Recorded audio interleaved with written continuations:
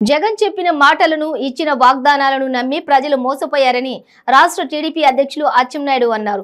ఎన్టీఆర్ శత జయంతి ఉత్సవాల్లో భాగంగా కోనసీమ జిల్లాలో కొత్తపేట మండలం వాడపాలెం గ్రామంలో నందమూరి తారక రామారావు విగ్రహ ఆవిష్కరణ కార్యక్రమంలో ఆయన పాల్గొన్నారు.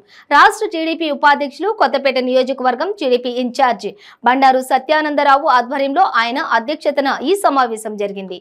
సమావేశంలో కింజవరపు అచ్చెన్నాయుడు మాట్లాడుతూ నేర చరిత్ర కలిగినటువంటి జగన్ను ప్రజలు ఎలా నమ్మారని ఆయన ప్రశ్నించారు.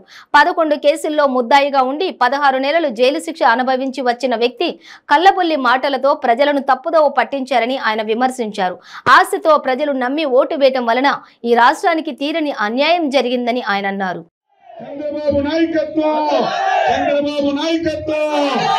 సైకో పోవాలి, సైకో పోవాలి, సైకో పోవాలి, సైకో పోవాలి.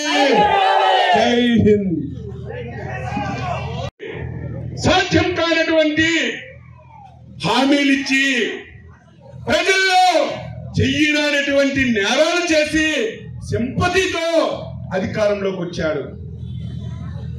కోడికత్తి ఎంత డ్రామా నేను అనుకోలేదు, ఏదో కోపంతో చేశాడని.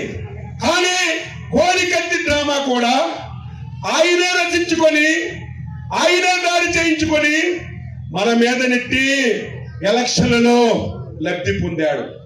దానివల్ల కూడా అనుకున్నంత సింపతి రాలేదని, గెలవడానికి ఆ సింపతి సరిపోదని చెప్పి ఎంత దుర్మార్గం అంటే ఒక ముఖ్యమంత్రి పదవి గురించి, ఒక అధికారం గురించి కొంత బాబాయినే హత్య చేయించి ముఖ్యమంత్రిగా అయినటువంటి నీచాతి నీచుడు, దుర్మార్గుడు ఈ జగన్మోహన్ రెడ్డి అని ఈ సందర్భంగా తెలియజేస్తున్నాను.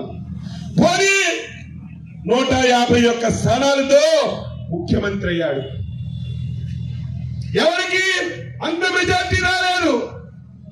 151 స్థానాలతో ముఖ్యమంత్రి అయినటువంటి వ్యక్తి మనకి న్యాయం చేయాలి, మనకి ధర్మం చేయాలి, మనకి చక్కనైనటువంటి పరిపాలన ఇవ్వాలి. ఏం చేశాడు? నాకు 151 మంది ఎమ్మెల్యేలు ఉన్నారని కళ్ళు ఆకాశానికి ఎక్కాయి. మనిషి మనమెక్కిపోయారు.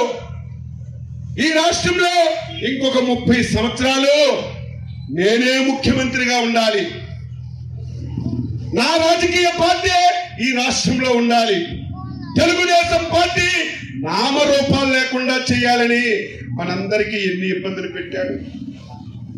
పనులు చేస్తే బిల్లులు ఇవ్వలేదు.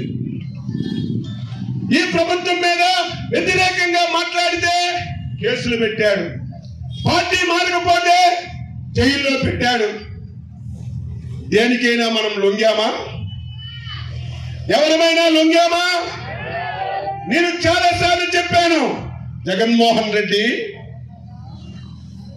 నీ వైసీపీ పార్టీ లాగా తెలుగుదేశం పార్టీ గాలికి పుట్టినటువంటి పార్టీ కాదు.